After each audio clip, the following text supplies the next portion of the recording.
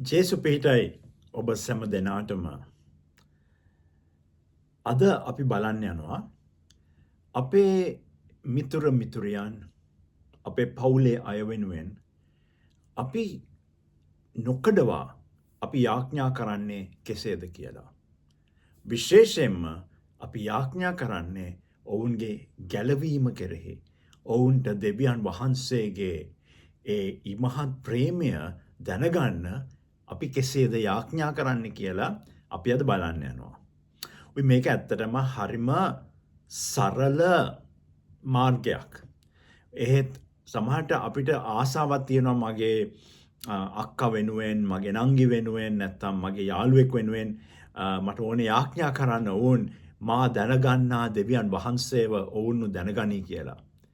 ඒත් අපි කීප වරක් ඒ වගේ ආශාවක් අධිෂ්ඨානයක් තිබ්බත් අපේ දිනපතා ඒගොල්ලන් වෙනුවෙන් යාඥා කරනවාද? අපිට අමතක වෙනව නේද සමහරට? සමහර අපේ ප්‍රශ්න හින්දා අපිට අමතක වෙනවා.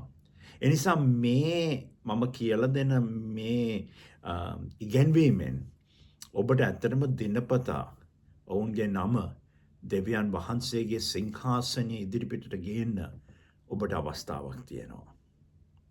හැමදාම මතක් කරගන්න ඔබගේ යාඥා නිකන් හිස් වාතාවරණයට යන්නේ නැහැ.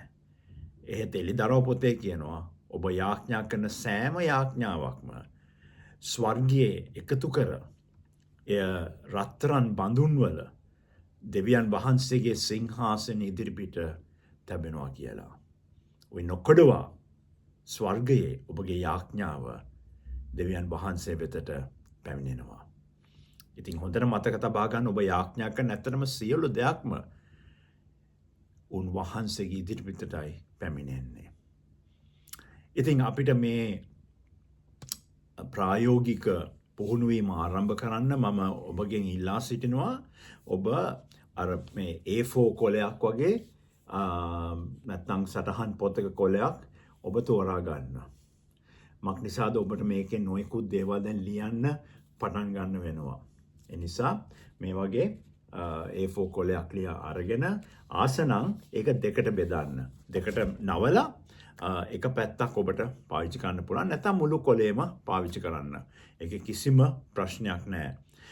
මං කිව්වේ ඒක භාගයට නවලා පාවිච්චි කරොත් ඔබගේ බයිබලය ඇතුළට ඒක දාන්න පුළුවන්. එතකොට ඔබ හැමදාම බයිබලය අරිනකොට කියවන්න ඔබට මොනවද පේන්නේ? මේ කොලේ පේනවා. ඒක ඔබට මතක් කිරීමක්. අද මම මේ සියලු දරහ වෙනුවෙන් යාඥා කළ යුතුයි කියලා. හරි. එහෙනම් අපි ආරම්භ කරමු. රෝම 10 පළවෙනි පදේ කියනවා සහෝදරයනි ඔවුන් උදෙසා මාගේ සිතේ ආශාවත් දෙවියන් වහන්සේට කරන කන්න ලව්වත් නම් ඔවුන් ගැලවෙන පිණිසයි. බලන්න පෞතුමා මෙතන කියනවා ඔහු යම් කණ්ඩායමක් වෙනුවෙන් යාඥා කරනවා. ඔහුගේ ආශාව ඔහුගේ බලාපොරොත්තු මොකද්ද? ඔවුන්ට ගැලවීම ලැබෙන එක. ඉතින් ඔබගේ කොලේ ලියන්න පළවෙනින්ම මාතෘකාව ලියන්න මම උන්වහන්සේ නොදන්නා සියල්ල වෙනුවෙන් යාඥා කිරීම. මම උන්වහන්සේ නොදන්නා සියල්ල වෙනුවෙන් යාඥා කිරීම කියලා මේ උඩින් ලියන්න. ඊට පස්සේ දාන්න රෝම 10:1. රෝම 10:1 දාලා ඔබ ලියන්න මා දන්නා අය මම දන්නා අය කියලා. ඒ කියන්නේ ඔබ ඉන්නවා ඇති බොහෝ මිතුරු මිතුරියන්, බොහෝ යාළුවන්, බොහෝ පවුලේ අය උන්වහන්සේ නොදන්නා. ඒ නිසා අපි ඔවුන් වෙනුවෙන් අපි ඉස්සලම යාඥා කරන්න නැත්නම් ඔවුන්ගේ නම් අපි ඉස්සලා සටහන් කරන්න යනවා. ඉතින් ඔබට මේ කොලේ පේන ආකාරයට මැදින්ම ලියන්න මම දන්නා අය කියලා. මම දන්නා නැති වුණු අය. එහෙම ලියන්න. මම දන්නා නැති වුණු අය කියලා ඉස්සලම කොලේ මැදින් ඔබ ලියලා ඒක වටේ රවුමක් ඉරක් අඳින්න රවුමට ඉරක් අඳින්න. රවුම් කරගෙන හරි. ඊට පස්සේ ඔබට මේ පත්‍රිකාවේ පේන ආකාරයට මොවුන්ගේ නම් දැන් ලියන්න පටන් ගන්න. සමහරට ඔබට ඇති යාළුවෙක් ගාමිණී කියලා. නැත්නම් තව යාළුවෙක් ඉන්න පුළුවන් සුනේත්‍රා කියලා. නැත්නම් තව යාළුවෙක් ඉන්න පුළුවන් මලික් කියලා. නැත්නම් ජගත් කියලා. දැන් මේ ඔක්කොම දෙවියන් වහන්සේ නොදන්න අය. ඒගොල්ලන්ගේ නම් ඔබ ලියන්න පටන් ගන්න. ඔය එක්කෙනෙක්ගේ දෙන්නෙක්ගේ විතරක් නෙවෙයි. ඔබට සුද්ධාත්මයන් වහන්සේ මතක් කර දෙන මේ ඔක්කොම නම් ටික ලියන්න. ඔය මේ සැසිය නිමා වුණාට පස්සේ ඔබට පුළුවන් තවත් නම් ලියන්න. ඉතින් දැන් මොහොතක් ඔබ මේ වීඩියෝ එක නවත්තලා ඔබ මිනිත්තු 5ක් 10ක් අරගෙන ඔබ ලියන්න උන්වහන්සේව නොදන්න අයගේ සියලු නම් ඔබ එක ඔබ සඳහන් කරන්න. හරි. ඔබ නැවත පිළිගන්නවා. මම විශ්වාස කරනවා ඔබට බොහෝ නම් අඩු වශයෙන් 15ක් 20ක් නම් ඔබ සඳහන් කරන්න ඇති කියලා මේ සටහනට අනුව. දැන් අපි කියමු යොහාන් සුභාරංචියේ 17:20. ඒක කියන්නේ තවද මොවුන්ගේ වචනය කරන කොටගෙන. මොවුන්ගේ වචනය කියන්නේ ගෝලයන්ගේ වචනය. ඔබ ජේසුගේ ගෝලයෙක්ද? ඔව්. ඒ කියන්නේ ඔබ ජේසුගේ ගෝලයෙක් නම් ඔබේ වචනය කරන කොටගෙන උන්වහන්සේව අදහන්න අය ගැනත් අපි ආඥා කරන්න ඕනේ. ඒ කියන්නේ මෙතන ඇත්තටම කියන්නේ දැන් යේසුස් ගෝලයන්ට වචනේ දුන්නා. ඒ වචනය ගෝලයන් අරගෙන අන් අයට දුන්නා. ඒ දේ තමයි මෙතන කියන්නේ. ඉතින් ඔබෙන් ඔබ යාළුවට වචනේ ගියාද? අපි ඒ නන්ට තමයි ඉස්සලම ලියන්නේ. දැන් ඒ යාළුවන් දන්න අනිත් අය ඉන්නවනේ.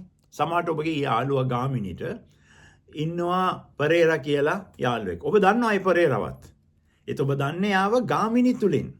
ඉතින් දැන් අර ගාමිණි කියන මේ නමින් ඒ ඉරක් ගහලා දාන්න පෙරේරා කියලා. නැත්තම් සඳරුවන් කියලා. ඉතින් මේ කොටසේ අපි සඳහන් කරන්න යන්නේ ඕගලන්ගේ යාළුවන් දන්නා යාළුවන් නැත්තම් ඕගලන්ගේ සමහර නෑදෑයන් දන්නා යාළුවන්ගේ නම් ඔබත් ඔවුන්ව දැනගන්න ඕනේ. අපිට බෑනේ දන්නේ නැති කට්ටිය වෙනුවෙන් යාඥා කරන්න. ඉතින් උදාහරණයක් වශයෙන් දැන් මගේ අයියට ඉන්නවා කියමු යාළුවෙක් සඳුන් කියලා. උයි මං සඳුන්ව හම්බ වෙලා තියෙනවා දෙපාරක් තුන් පාරක්. ඉතින් මගේ අයියාගේ නමින් ඉවතට මං තව නමක් ලියනවා සඳුන් කියලා. ඔබට තේරෙනවද? ඉතින් මේ කොටසෙන් අපි කරන්නේ අපි දන්න අයගේ යහළුවන් වෙනුවෙන් ඔවුන් දන්නා යහළුවන් වෙනුවෙන් යාඥා කිරීම. ඇයි දැන් ඔවුන් ඔබගේ වචනේ ලබලා තියෙනවා. ඒ දැන් ඔවුන්ගේ වචනේ අරගෙන ඒගොල්ලන්ගේ යාළුවන්ට ගැලවීමත් අවශ්‍යයි. පේනවද අපි ජේසුස් වහන්සේව අපි තනියෙන් තියාගන්නේ නැහැ. ආත්මාර්ථකාමීව තනියෙන් තියාගන්නේ නැහැ. මම ඉස්සෙල්ලා ඕගොල්ලන් එක්ක බෙදා ගන්නවා. ඕගොල්ලන් ඕගොල්ලන්ගේ යාළුවන් එක්ක බෙදා ගන්නවා. ඒ දේ තමයි මෙතන දැන් කරන්නේ. ඔය නැවත මේක පැහැදිලි කරන්න. දැන් මගේ ලයිස්ට් එකේ කියමු ඕගොල්ලන්ගේ නම් තිබ්බා කියලා. ඕගොල්ලන් දෙවියන් වහන්සේ දැනගත්තේ නැත්නම් මේක උදාහරණයක්. ඕගොල්ලන්ගේ මන් නම් ලියනවා. ඊට පස්සේ ඕගොල්ලන්ගේ යාළුවෝ ඉන්නවනේ. මං සමහරට දන්නා ඕගොල්ලන් තුලින්. එතකොට මං ඒ නම් ටිකත් ලියනවා. ඉතින් මෙතනත් ආයෙත් මේ වීඩියෝ එක නවත්තලා මිනිත්තු කිහිපයක් අරගෙන ඔවුන් දන්නා මිත්‍රයන් වෙනුවෙන් ඔවුන්ගේ නම් ඔබ සටහන් කරන්න. ඔය අපි නැවත හම්බ වෙමු. නැවත මම ඔබ පිළිගන්නවා. කොහොමද? හොඳට නම් ලයිස්තුවක් තියනවද? පත් මෙහෙ අර සටහන් කොලේ පිරෙන්න යාළුවන්ගේ නම් දැම්මද? යාළුවන්ව දන්නා යාළුවන්ගෙත් නම් දැම්මද? එහෙමනම් ඒක සෑහෙන යහපත් දෙයක්. ඔබට පුළුවන් මං ඉස්සෙල්ලත් කිව්වා වගේ මේ සැසිය නිමා වුණාම යාඥා කළ ස්වාමීන් වහන්සේගෙන් තව නම් ඉල්ලන්න. ඔය නම්වත් සඳහන් කරන්න. අපි දැන් බලමු කොලොස්සි පොතේ 4 වෙනි පරිච්ඡේදයේ 3 වෙනි පදය. කොලොස්සි 4:3. එතන කියනවා තවද මා විසින් කතා කළ යුතුව තිබෙන අන්දමට ක්‍රිස්තුස් වහන්සේගේ රහස එළිදරව් කරන පිණිස. පේනවද? උන්වහන්සේගේ රහස, උන්වහන්සේගේ වචනය, උන්වහන්සේගේ ශුභාරංචිය එළිදරව් කරන පිණිස එය කියා දීමට දෙවියන් වහන්සේ අපට වචනයේ දොරක් අරින ලෙස. ඔබේ බයිබල් තියෙනවා නම් පත්තර බයිබල් ඒක යටින් ඉරක් ගහන්න. වචනයේ දොරක් අරින ලෙස අප උදෙසාත් යාඥා කරන්න. ඉතින් මෙතන පෞල්තුමා කියනවා කරුණාකර යාඥා කරන දෙවියන් වහන්සේ අපට දොරක් විවෘත කරයි කියලා, මනුස්සයන්ගේ හදවත් විවෘත කරයි කියලා, අපිට අවස්ථාවන් දෙයි කියලා මේ සුභාරංචිය අපිට බෙදා ගන්න. හරි? ඉතින් අපි මුලින්ම බැලුවා අපේ යාළුවන්. අපේ යාළුවන් දන්නා යාළුවන් වෙනුවෙන් අපි නම් සටහන් කරා. ඒ නම් සටහන් කරන්නේ යාඥා කරන්න. ඉතින් අපි කණ්ඩායම් දෙකක් එතනම වෙනුවෙන් අපි යාඥා කරනවා. ඒ කවුද? අපේම යාළුවන්, අපේ යාළුවන්ගේ යාළුවන්. දැන් තුන්වෙනි යාඥාව අපි යාඥා කරන්න යන්නේ දිනපතා ස්වාමිනී ඔවුන්ට සුභාරංචිය ලැබෙන පිණිස දොරටුවක් අරින්න. අපිවත් පාවිච්චි කරන්න ස්වාමිනී.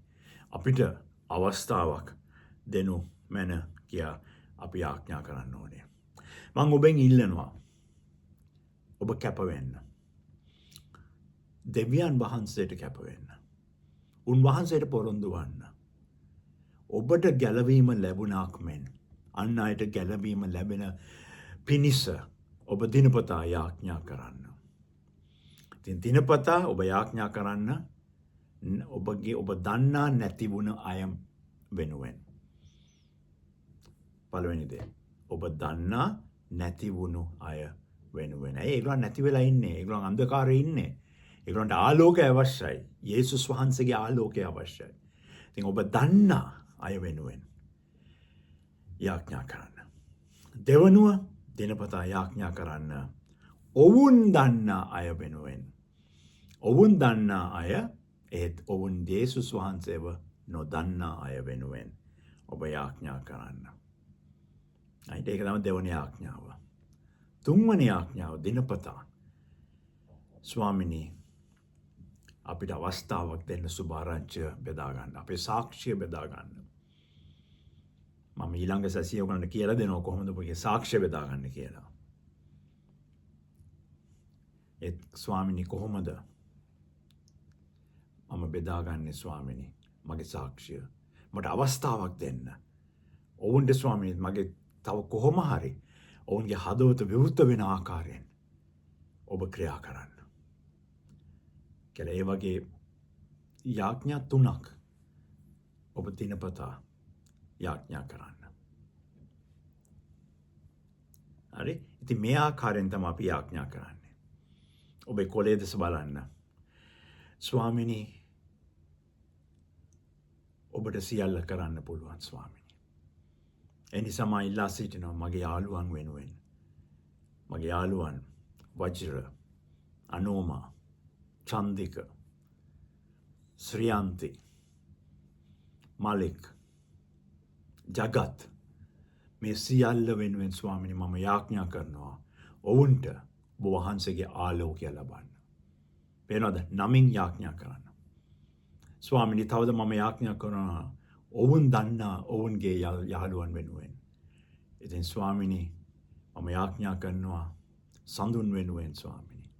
ස්වාමිනී මම යාඥා කරනවා මම මේ සියලු නම් වලට ස්වාමිනී මාලිනී වෙනුවෙන්, සේකර වෙනුවෙන් ස්වාමිනී ඒ සිය ඔවුන් දන්නා ඒගොල්ලන්ගේ යාළුවන් වෙනුවෙන් මම යාඥා කරනවා ඔවුන්ටත් ගැලවීම ලබන්න කියලා. ස්වාමිනී මම තවද යාඥා කරනවා මට අවස්ථාවක් දෙන්න. මට දොරක් විවෘත කරන්න ස්වාමිනී. මේ සියල්ල වෙනුවෙන් සුභාරංචිය බෙදාගන්න. මට අවස්ථාව දෙන්න ස්වාමිනී. මගේ සාක්ෂය බෙදාගන්න. ඔවුන්ට ස්වාමිනී යම් දොරටුවක් අරින්න ඔවුන්ගේ හදවතට ඔබ වහන්සේගේ ප්‍රේමය දැනගන්න. මේ ස්වාමිනී මේ සියලු දේ අපි ජේසුස් වහන්සේගේ උතුම් වූ නාමයෙන් මම ඉල්ලනවා. ආමේන්.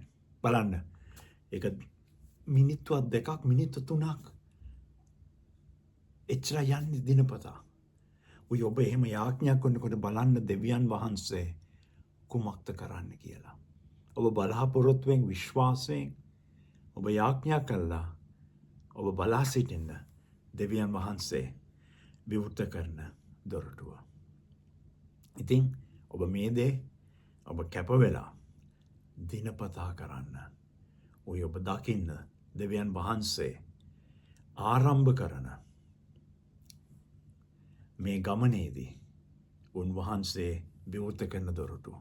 මට බොහෝ සාක්ෂි තියෙනවා මේ වගේ මම දිනපතා යාඥා කළා. මගේ අසල්වැසියන්ට මම යාඥා කළා. ඉතින් මම ආසයි සාක්ෂි තහන්න දෙවියන් වහන්සේ ඒ විවෘත කරන දොරටු ගැන. අපි නැවත හමු වෙන තෙක් ජේසු පිහිටයි.